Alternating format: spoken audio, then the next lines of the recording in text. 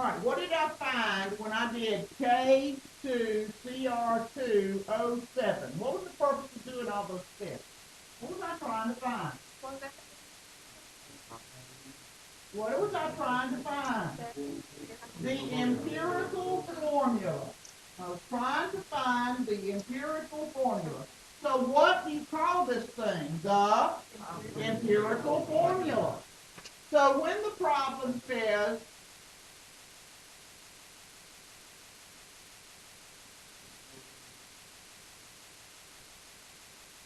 molecular, then add these steps.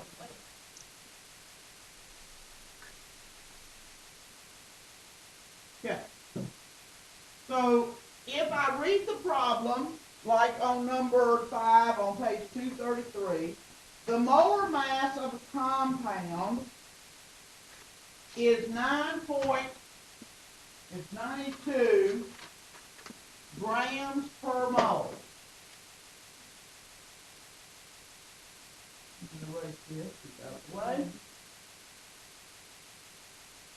All right, and then it goes on to say the analysis of sample of the compound indicates that 0.606 grams of nitrogen and 1.390 grams of oxygen.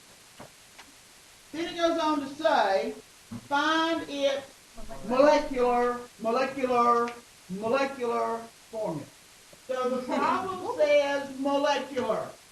When the problem says molecular, I may have to do these 7 steps, but I will have to do these additional steps.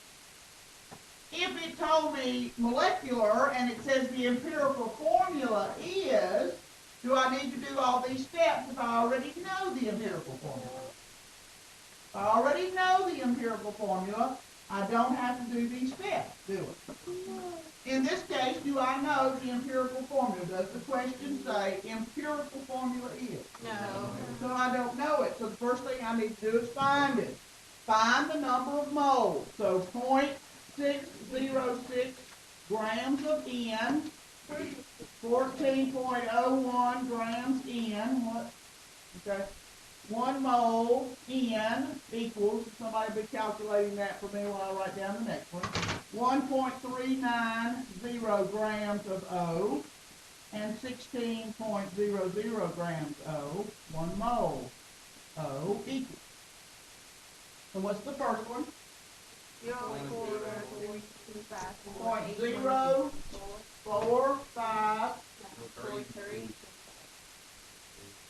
0.045 moles. And what's this one? 0.086. 8675. Okay. All right. Then we're going to take those number of moles and set up our ratio, N to O, and then substitute in the moles, 0.04325 to 0.086875, divide by the smallest of the numbers, 0.04325, and then look for, once we get this number, look for the fraction, if there is one. What's that division?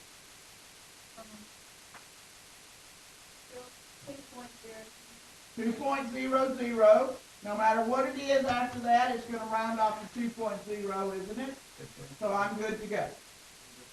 All right, so my empirical formula is NO2. What is this? The empirical formula. It's important that you understand that's the empirical formula.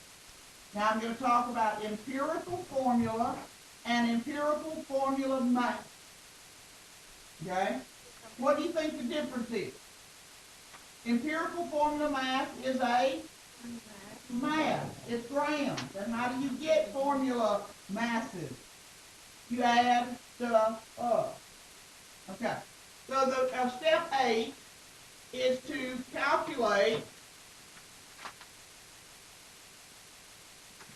the empirical formula math. Add stuff up. Calculate the empirical math. Add stuff up. So I have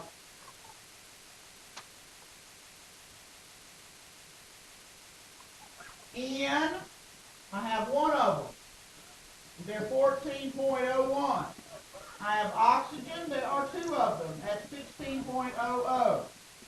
14.01, 16.00, excuse me, 32.00. That's right, 1064, 46.01. 46.01. What is that? That I just added up? Empirical formula math. It's important that you know that. Now we're going to use a little formula, 9. We're going to calculate, we're going to take the empirical formula math times some unknown number. I'm going to put an X. I could put a number sign. I could put an N. Your book probably has an N there. That's why they use N. It's a number. It's a number. And it's going to equal the molecular mass. And this number has to be given. That number has to be in the problem somewhere. Now, it may not say molecular mass, but it is a mass that's given in the problem. Maybe it says molar mass. Remember, we call molar mass and molecular mass basically the same thing. Formula mass, all those are basically the same thing. So I'm going to take the empirical formula mass. I'm going to substitute in empirical formula mass, which is what? 46.01 times X is equal to the molecular mass, which is 92. We can say 92 here. All right, divide both sides by 46.01. Right. And X is equal to, and this is always going to be a whole number. So it's equal to basically 2. Not exactly 2, is it? But it's very, very close to 2. So we're always going to have a whole number here. Then our last step of the problem is given. It has to be given. That's 92 was given. All right, so the last step, I'm going to take the empirical formula times X. Now, what is the empirical formula? What is the empirical formula? Not the empirical formula math, the empirical formula. NO2. So I'm going to take the NO2 times X, which was 2, and I'm going to get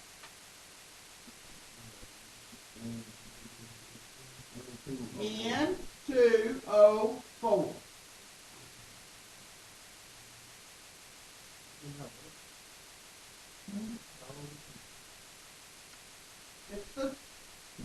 It's the next step.